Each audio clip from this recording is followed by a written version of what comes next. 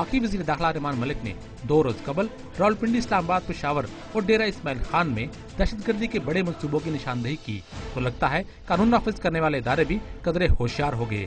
جی ہاں، راولپنڈی کی معروف بے نظیر بھٹو روڈ پر واقع نواز شریف پارک میں پولیس کو مشکوک پیکٹ کی اطلاع ملی تو فوراً بم ڈسپوزل اسکواڈ کو طلب کر لیا گیا۔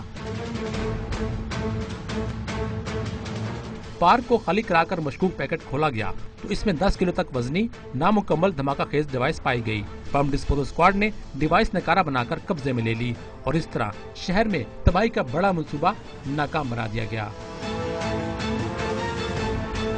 پولیس نے 2 مشکوک افراد کو گرفتار بھی کیا جن سے تفتیش کی جا رہی ہے۔ ساتھی رپورٹر رسی پٹی کے ساتھ شکیل قرار، ڈان نیوز، اسلام آباد۔